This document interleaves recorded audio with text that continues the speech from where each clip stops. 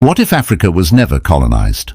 What if the chains of slavery never scarred its people, and the borders of empire never carved its soul? What if Africa, the birthplace of humanity, had been allowed to evolve freely, shaping its destiny on its own terms? It's a question that shakes the foundations of history. Because to imagine an uncolonized Africa is not just to dream. It's to reimagine everything we know about power, progress, and civilization itself. Before the first European ship touched its shores, Africa was already alive with trade routes, innovation, and empires that rivaled any in Europe or Asia. This was not the dark continent described by colonial propaganda. This was the cradle of civilization where art, architecture, and astronomy flourished long before London or Paris had paved streets. In West Africa, the Mali Empire stood as a symbol of unimaginable wealth and wisdom. Its legendary ruler, Mansa Musa, is still considered the richest man in history, richer than Jeff Bezos, Elon Musk, and Rockefeller combined, even when adjusted for inflation. In 1324, when Mansa Musa embarked on his pilgrimage to Mecca, he carried so much gold that its distribution caused massive inflation in Cairo and Medina, lasting for over a decade. And that wasn't just wealth, it was knowledge. Timbuktu, one of his cities, was home to the Sankore University, where scholars debated mathematics, philosophy, and law. Historians estimate that the libraries of Timbuktu contained over 700,000 manuscripts, many still preserved today, discussing subjects like medicine, astronomy, and ethics. Centuries before European universities offered similar education. According to UNESCO, these manuscripts date back as early as the 12th century, and they prove that Africa's intellectual and cultural systems were fully developed and globally connected before colonial interference. So let's ask it again. What if Africa was never colonized? Would the world still look the same? Would the West have risen without Africa's resources? Or would Africa itself have led the world into modernity? If Africa had continued its own development, uninterrupted by slavery or colonization, it might have been the heart of the global economy, not its exploited limb. The Mali Empire, Great Zimbabwe, Egypt, and the Kingdom of Congo could have evolved into early superpowers, creating alliances across the continent, investing in technology, and developing independently of Europe's political influence. Imagine a world where ships sailed from Africa to Europe, not the other way around. Where gold from Mali funded African schools, not European wars. Where Africans didn't fight for freedom, they defined it. Chapter 2, The Interrupted Rise. But that world never came, because between the 15th and 19th centuries, something darker happened. A wound that bled for 400 years. The Atlantic slave trade. Over 12 million Africans were captured, chained, and shipped across the Atlantic to the Americas. More than 1.8 million never even made it. They died on the ships, their bodies thrown into the ocean like cargo. Entire kingdoms collapsed. Generations of knowledge and creativity vanished. A continent that once thrived on trade and education was reduced to a supply source for foreign empires. The transatlantic slave trade database records more than 36,000 slave voyages. These weren't random acts. They were systematic, state-sponsored operations by European powers like Portugal, Britain, France, and Spain. So, what if the slave trade never happened? Africa's population today could have been double or even triple its current number.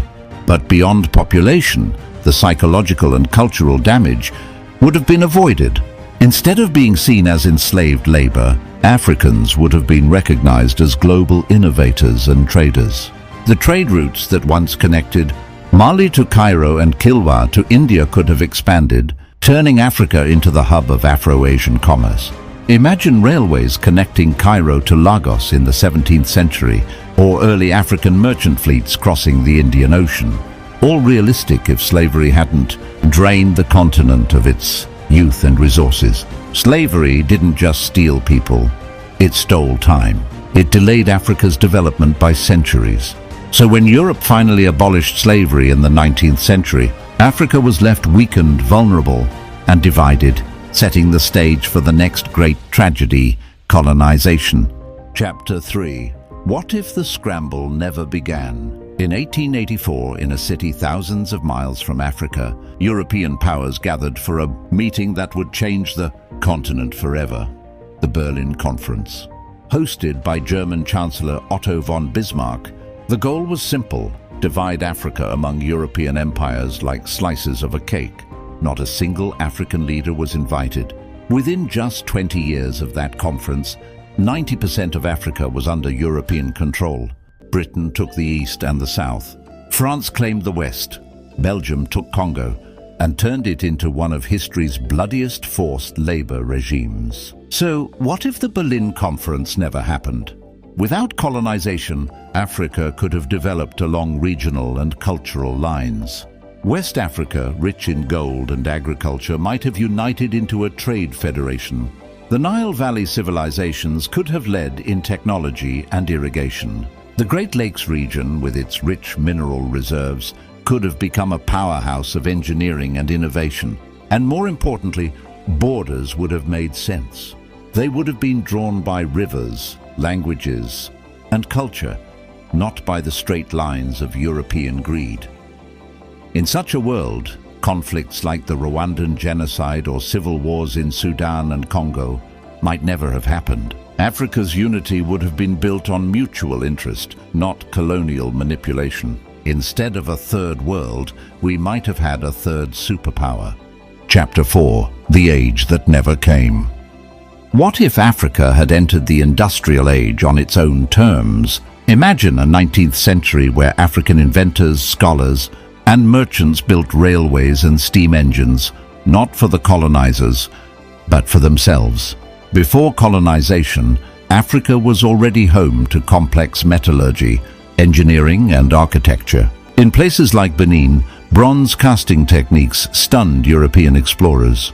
In Ethiopia, advanced construction methods created stone churches carved directly from mountains.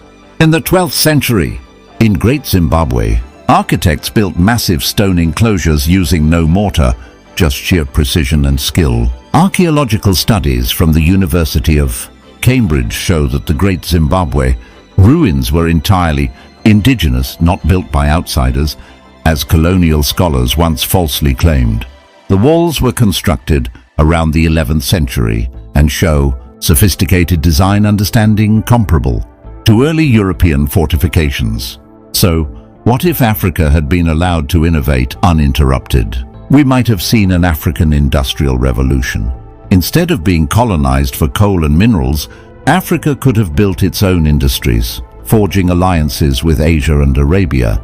Trade routes from Timbuktu could have connected through Cairo to the Silk Road, while East African ports like Kilwa and Mombasa would have expanded maritime empires across the Indian Ocean. Instead of Europe dominating the 19th century, we might have had a triangular power balance: Europe, Asia, and Africa, each influencing global politics equally. Technologies such as electricity, early mechanical engines, and medicine might have emerged from African universities, merging traditional herbal science with global innovation. Imagine early African steamships crossing the Atlantic, not carrying slaves, but scholars and explorers. The ripple effect would have transformed everything. Global languages, religions, and even fashion could have reflected African aesthetics and philosophy. Instead of Paris or London, people might have looked to Timbuktu, Aksum, or Congo City as the centers of progress. Chapter 5. A different 20th century. Let's travel deeper into this alternate timeline. It's the year 1914. In our history, the world plunged into World War I, but in this reality, Africa stands tall. What if Africa was never colonized and entered the 20th century as a union of free, industrialized nations? The European scramble for colonies would never have succeeded. Without the exploitation of African soldiers and resources, the great European empires might have been weaker or never gone to war at all. During World War I and II, more than 2 million Africans were recruited or forced into service by colonial armies. They fought in battles from Burma to France, but their contributions were erased from most history books. In our alternate world, that narrative flips. African generals would have led their own armies, defending trade alliances, not colonial borders. African scientists could have joined Asian counterparts in building early technology networks. Instead of a Cold War between the US and Soviet Union, imagine a tripolar world where the African Union of Nations stands as a major global force. Imagine cities like Lagos, Addis Ababa, and Johannesburg becoming global tech and cultural hubs, blending tradition with innovation. Films inspired by African folklore, philosophies of Ubuntu, and ancestral wisdom might have shaped the world's moral compass. What if the 20th century's global leadership had reflected Africa's values of community and balance instead of Western conquest and profit? Then maybe, just maybe, the world would have avoided some of its darkest moments. No nuclear arms race, no world divided by Cold War ideologies, perhaps no apartheid, because the power that enforced racial hierarchies would never have risen. Instead, humanity might have followed a path of collective progress, learning from African models of shared economy and environmental respect. The present that could have been. And now we return to the present day. Look around. We live in a world shaped by choices made centuries ago. Choices rooted in greed, conquest and control. But what if those choices had been different? What if Africa had written its own story, without the interruption of slavery, colonization and resource theft? Today, Africa holds over 30% of the world's mineral wealth, yet contributes only around 3% to global GDP. It produces 75% of the world's cobalt, crucial for smartphones and electric cars, yet remains the least industrialized continent. This imbalance isn't natural, it's historical. But imagine the other side, the world that could have been. In that world, Africa's universities lead in science and space research. African currencies compete globally with the dollar and euro. Migration flows toward Africa, not away from it. Nations from across the world come to learn African governance, culture and philosophy, not to exploit its land. Maybe climate change wouldn't be this catastrophic, because Africa's eco-based traditions value balance with nature. Maybe inequality wouldn't have divided the world, because African economics are community-centered, not greed-centered. This alternate history isn't just fantasy, it's a reminder of what was stolen and what could still be rebuilt. History cannot be undone, but it can be reimagined and relearned, because every past had another path, and perhaps the future still does. This was the other side of history, where we don't just ask what happened, we ask, what if it hadn't? The past isn't dead. It's still whispering through the choices we make today. If we listen closely enough, maybe we can still build the world that could have been.